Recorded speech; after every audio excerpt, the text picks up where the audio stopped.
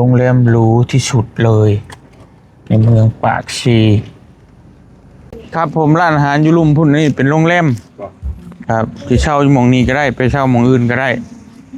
อ่าอันนี้นะวิวทิวทัศน์นี่สุดสำหรับปากชีนี่แม่น้ำโขงแม่น้ำ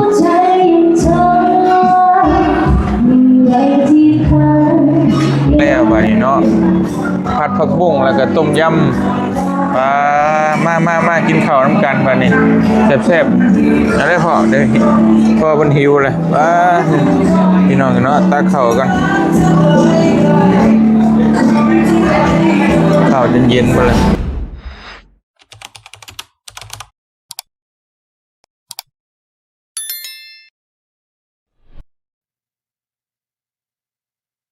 ว้ายหอดแล้วพี่น้องเอ้ยปากเซเนาะยังก็มีจะฝ่าตะมืดขึ้นแท้บานหอดเด้อปากเซปากซองพี่น้องเอ้ยต่อเอาทักทายสบายดีพ่อแม่พี่น้องเบิดสุขุทุกคนพี่น้องเอ้ยบ่สิอยู่ในและก็ต่างประเทศเนาะก็ยินดีต้อนรับเข้าสู่ช่องบ่เตียงทองชาแนลคือเก่าพี่น้องเอ้ยฮอดปากเซแล้วบาดนี่จนค่ำจนมืดป้อทางก็ยากแน่ฝนตกนำแน่พี่น้องเอ้ยขับรถมาอยู่วอมบอมเนาะอ่าก็ยังบ่ฮอดจักเทื่อเดี๋ยวถามทางพ่อกับแม่เพิ่นก่อนพี่น้องเอ้ยเนาะว่าสิไปกินข้าวก่อนบ่หรือว่าจังใดปะโอ้ยลงไปถามแม่เพิ่นก่อน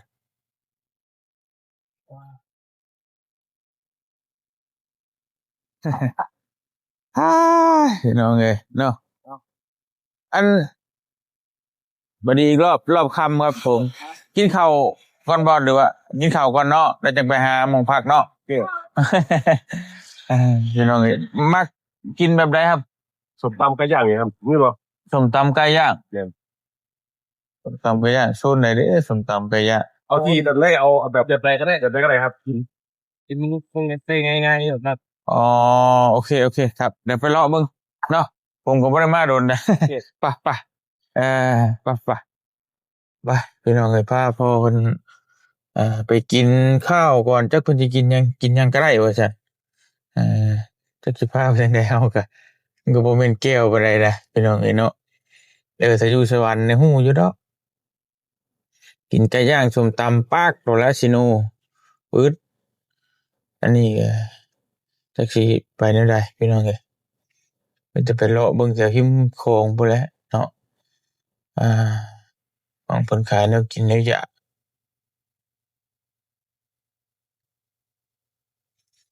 ส่วนอยู่ในห้างนี่ปิดแล้วบ่เนาะห้างเออเดี๋ยวไปเลาะเบิ่งก่อนพี่น้องเอ้ยไปขับรถก่อนไปเบิ่งก่อนว่าโอ้ยไปอืม ไปหากินข้าวกินปลากันดีกว่าเป็นเอาบาทนี่ต่อเนาะปึ๊บ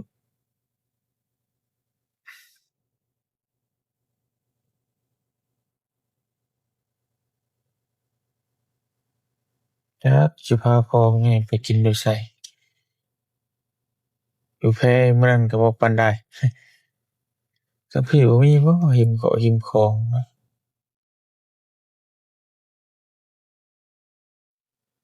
เรียกตรงนี้บ่คุณเชอืมอ๋อเรียนภาษานะอืมอืมเดี๋ยวกินข้าวกินน้ำก่อนเป็นเอางี้เนาะอาแล้วหิวจนสั่นแล้วจักแล้วก็ว่าบริเวณ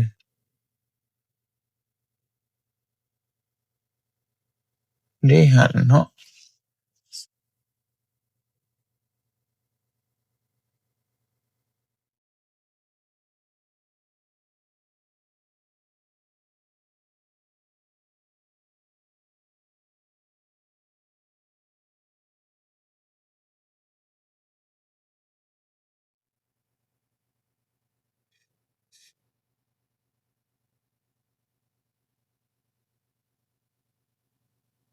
เลาะมาก่อนพี่น้องเอ้ยหา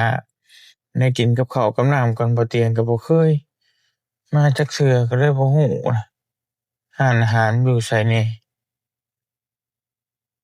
อืมไปๆเลาะมาก่อนใช่เนาะอ่าโธ่สวยงามขนาดพี่น้องเอ้ยริมโขงหรือว่าริมคลองอะมีงานบ่นี่มีดอกมีอันนี้รถไฟดอกหยังแบบสิงานน่าจะเก่าอือฮึไปพาพ่อกับแม่เพิ่นไปหากินข้าวเลาะแคมแม่น้ำโขงก่อนแม่น้ำโขงหรือว่าแม่น้ำโขงพี่น้องเอ้ยเนาะจักสิมีหยังกินแหละเบิ่งก่อนเลาะไปเรื่อยๆเรื่อยๆเรื่อยๆอันนี้มีหยังสิคำของอ๋อคืออยู่ได้กันเนาะอืมไปรอบนี้เราก็บ่เคยกินจักเทื่อ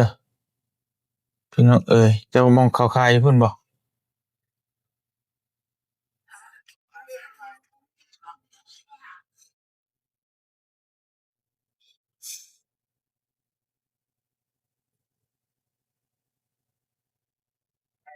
อืมไปๆเลาะมาก่อนพี่น้องเอ้ยมาพอดีค่ำๆก็เลยบ่ค่อยเห็นหยังปานใดเนาะเออไป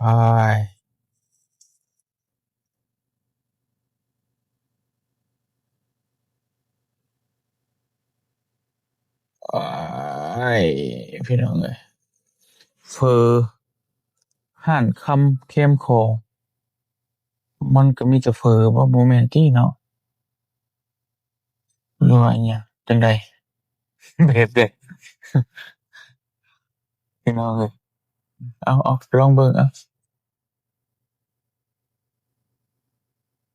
บ่ฮู้ว่ามันสิเป็นจั่งใดพี่น้องเอ้ยเนาะ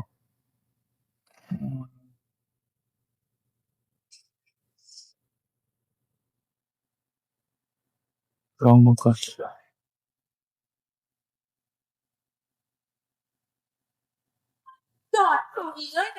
ทานได้บ่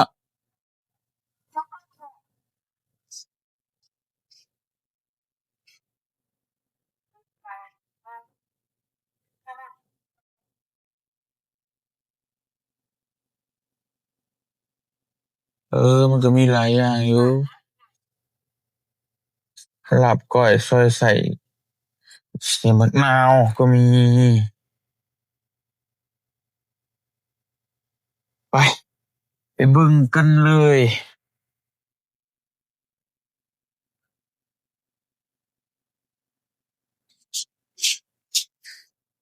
อันอ่ามันมีหยังแหน่ล่ะนอกจากเฟอพวกลาบพวกหยังก็มีบ่พวกดาเบิดแล้วยังเก็บเฟอกับหวังลาที่เฟอยังจะเฟอกับหยังก็เฟอแต่ลาเฟอกับสินดาดอืมเอ่ออันแนวอื่นเด้พวกข้าวอาหารตามสั่งก็มีบ่แบบนี้แต่ก่อนโอ้ยเดี๋ยวไปอ้ายไปถามเบิ่งเพิ่นก่อน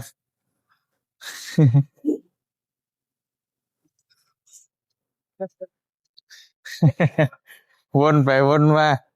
บ่เคยมากินจักเทื่อเดี๋ยวรอบเบิ่งเพื่อนบัดคืออยู่บ่แต่ว่าข้าวผัดเบิดบ่มีแต่หมูกระทะกับเฟอบ่มีเข้าบ่ บ่ข้าวเบิดบัดนี้โอ้ยพี่น้องฮะหานี่บ่ว่าตึกมึงเด้อเบิ่งถามมันก็คือว่าเป็นจังซั้นมันก็นั่นโพดเนาะอันนั้นก็ได้บ่บ่ปานใดเออเฮ็ดจั่งใดบาดนี้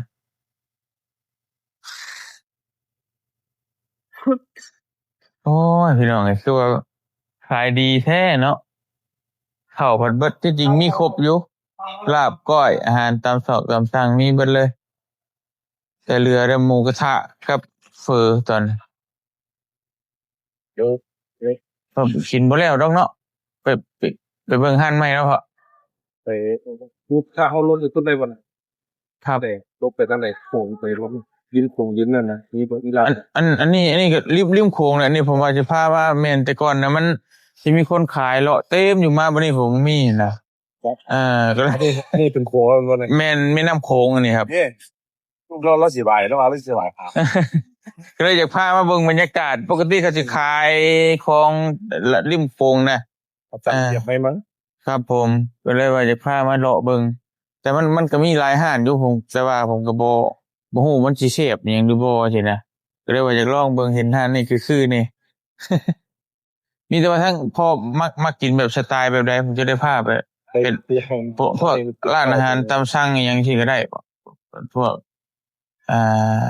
ข้าวเหนียวข้าวเจ้าก็ได้เนาะ ไปเฮ็ดบ่ โอ้ก็โอเคพี่น้องเนาะมีแต่ว่าไปบ่ เป็นหัวถ้าเป็นเขาเรียกเอามา แม่นอ่า ไหนปลอดภัยนอนคอมแดดเยอะพี่วัน ไปจ้ะพี่น้องเนาะ ที่เฮ็ดไปตั้งไหนเลยรถมันก็ขึ้นไม่ดีเลย จังว่าเดี๋ยวทั้งเดี๋ยวถามได้เจ้าถิ่น เจ้าถิ่นลงมาถึงที่ มันไม่ใช่ มีเซเว่นก็มี หน้าตาต้องแพง ดูต้องบอกว่าไปเซเว่นบ่เดี๋ยวทั้งพุ่นก็มีร้านอาหารอยู่ไปเบิ่งทั้งพุ่นก็ได้ปะไปครับผมเพราะว่าอยากพามาเข้มโค้งนะแต่ในว่าอยากมาบรรยากาศ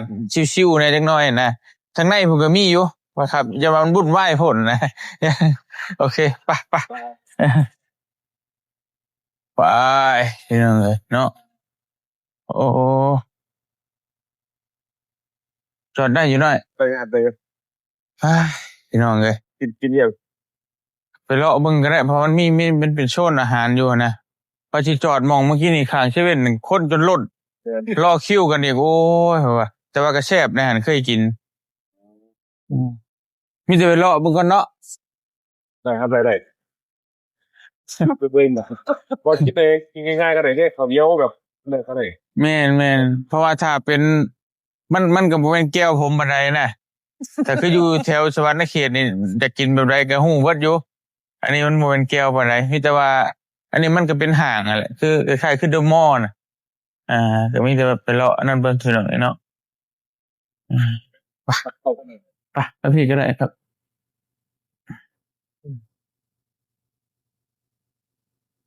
อยู่ในข้างในมีบ่ข้างในมีบ่ล่ะนะฮะมีกันบ่อ๋ออยู่ในเป็นศูนย์อาหารบ่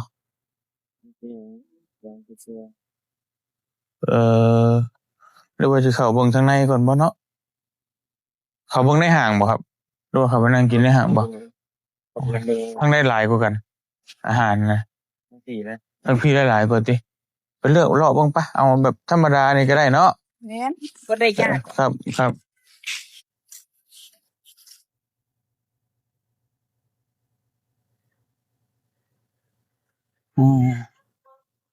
ไปพี่น้องเอ้ยมาหาเบิ่งมีอะไรกินบ้าง ดูดิส้ม ไม่ได้ ส้มหวานฮะ เพราะ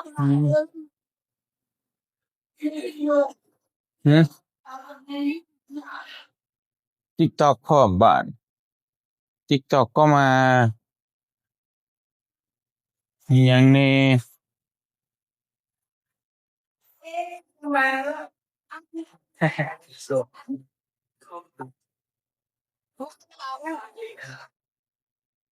มักไปแล้วพอมันเป็นอยู่พุ่นบ่หรืออันนั้นก็อันนั้นมีเสาบ่ มึงเลยไม่เป็นไรเรา เอาเบิ่งน้ำห้านน้ำหยังบ่หรือว่าจัง เจ้าของน้ำครับของน้ำครับ ห้องน้ำอยู่ใส่ห้องน้ำอยู่ใช่ไหมพี่ thấy đi mà cái là sao thế นี่คือ hai nữa từ đây ở lại cái là rồi cái thái đó เดี๋ยวอันนั้นก็ได้ไปพี่น้องเลยมาวันนี้ถามอ๋อโตเพิ่นมาโรงแรมหรูที่สุดเลยในเมืองปากซี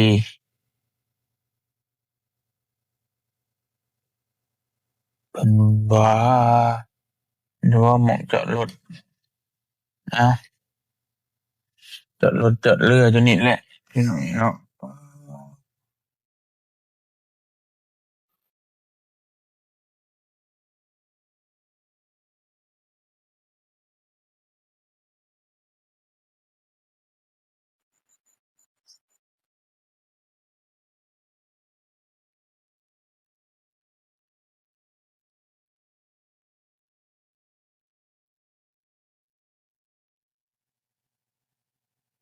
เฮ้ยไป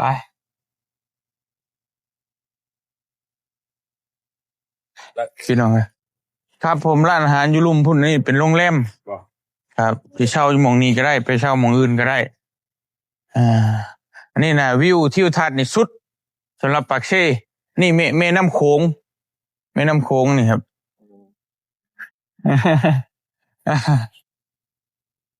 ไปกินข้าวกินน้ำก่อนก็ได้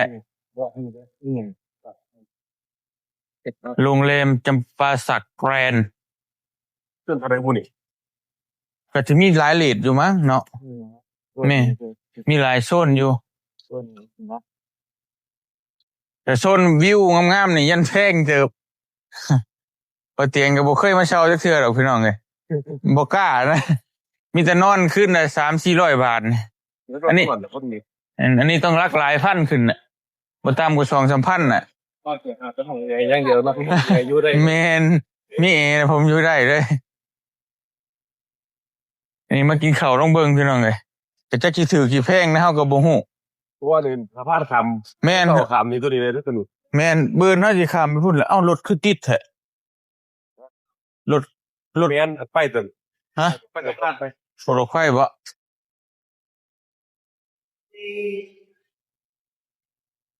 มีฮอดซุ่มไก่บ้าน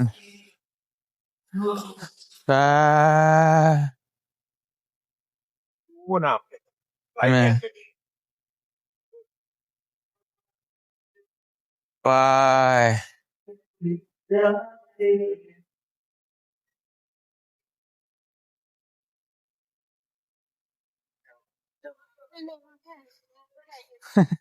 พาแม่เป็นหอบพุ่นหอบพี่แล้วแม่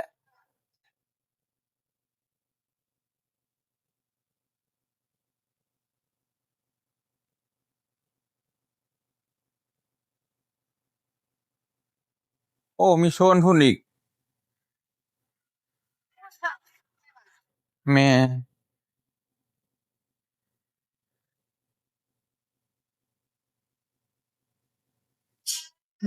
ไม่แน่ใจก็ไม่รู้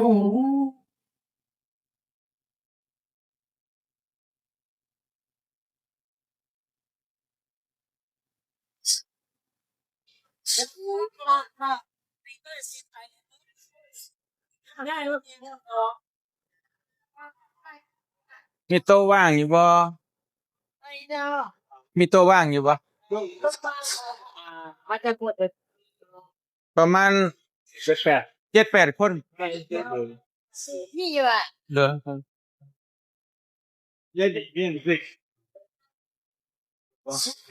โอ้คักจังยิ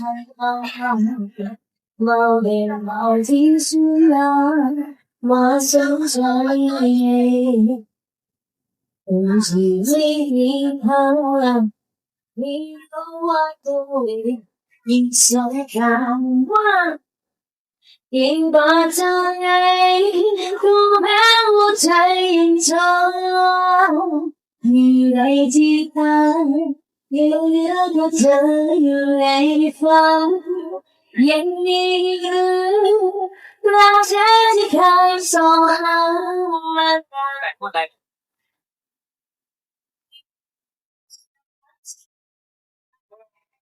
เด็กไอ้คนบอกว่าแหละพอแต่เมื่อตัวอย่างเก็บมา เอา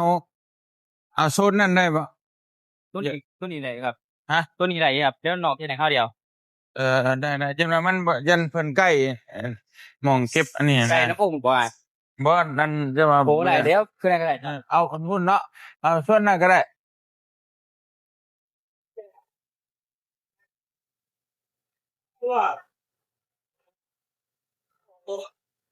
ได้อยู่บ่ได้บ่โอเคไอ้ได้ละเพิ่นว่าได้อยู่ยันว่ามันใกล้นี่นะได้อยู่เนาะโอเคอันนี้ก็ได้อันนี้ก็ได้ได้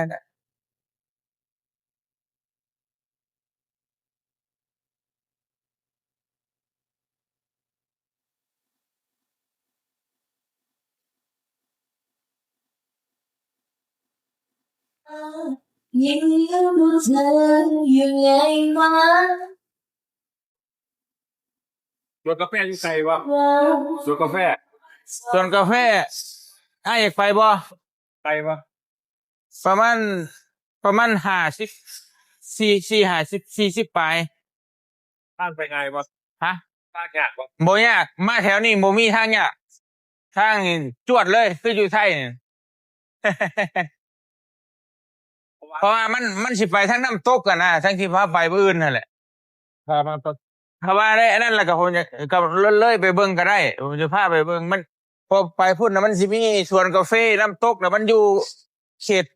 ท่องเที่ยวน่ะอยู่เขตเดียวกันเลยนะแถวเดียวกันเลย ประมาณน่ะ จะพอจะมีประมาณถึงเที่ยงไหม เที่ยงบ่โอ้เวลามันจำกัดเนาะ เวลาจบกัน ถ้าว่าสักบ่าย2-3 โมงที่ได้อยู่ ใช่บ่ได้ บ่ได้บ่ ที่งานมืออื่นเพิ่ม อ๋อ มีแต่เบิ่งตัวจริงเอาเนาะเพราะว่าเบิ่งเวลากะว่ามันบ่ทันแล้วก็ได้สำใดก็เอาสำนั้นเนาะผมก็ในใจก็อยากพาเลาะหลายที่อยู่นะ มาเตียงรูปนะถ่ายรูปนั่นไง ได้โอเคเดี๋ยวถ่ายรูปให้ได้แล้วนั่งเลยแม่เพราะเด้อจะนั่งเลย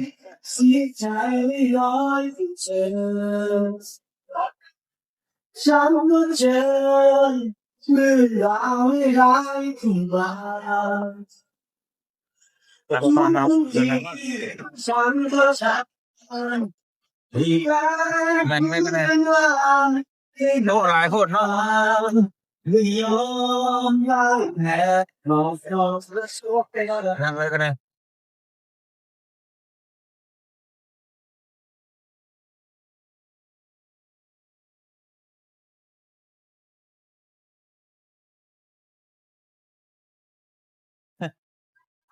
ค่อยๆเป็นค่ะไหวค่ะ เดี๋ยวสั่งอาหารก็เด้อแป๊บหนึงพี่น้องเอ้ยมุนสุนมาพี่น้องเอ้ยมาแล้วอาหารมาแล้วบัดนี้เนาะผัดผักบุ้งแล้วก็ต้มยำมากินข้าวน้ำกันบัดนี้แซ่บๆอะไรพ่อเดี๋ยวพ่อเพิ่นหิวเลยพี่น้องเนาะตักข้าวกันข้าวเย็นๆมาเลย มาเรียกมาเรียก มาขอบคุณครับ อยู่เท่านี้หวังที่จะได้พาไม่แค่ ทิชชู่ตักข้าวเอาหลายบ่อยบอกเด้อเต็มที่เลยว่าโอเค คุณได้เลยเนาะน้องเมฆ เขามีเออน้องเมฆเนี่ยประมาณสองบวง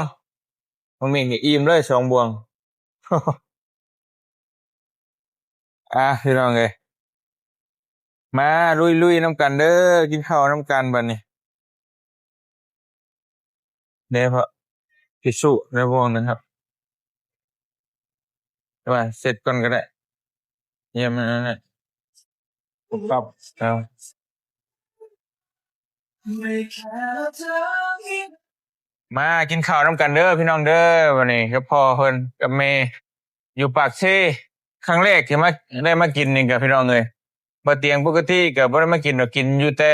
หิมทางอะพี่น้องอย่ามันแพงเอ่อนี่พอพาพ่อมันไปหลายบ่อนอยู่ก็เพราะว่าพ่อเพิ่นกินยอกๆแยกๆบ่แล้วอะนะมันมีแต่เส้นมีแต่หมูกระทะอิหยังจุ่มๆจิ้มๆไปพอเพิ่นบ่แล้วพามากินอาหารแบบนี้เลยมันจังแล้วเนาะมากินข้าวนำกันเด้ออยู่ดีมีแฮงเบิดซุผู้ทุกคนพี่น้องเอ้ยบัดนี้กินข้าวแล้วก็หาหม้องพักหม้องเช้ามื้ออื่นพาพ่อเพิ่นไปลิ้นจักเด็กจักน้อยแล้วก็สิส่งพ่อเพิ่นกับแม่เพิ่นกลับทางอุบลเลยพี่น้องด้านช่องเมกเนาะ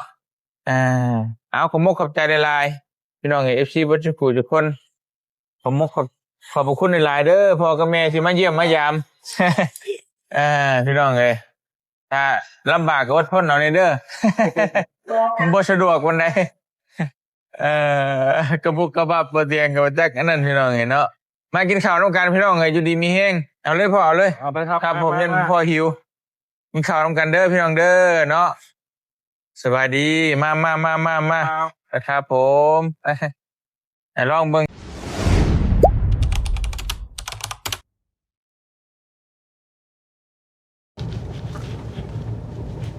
ว้ายหอดแล้วพี่น้องเอ้ยปากเซเนาะยังก็มี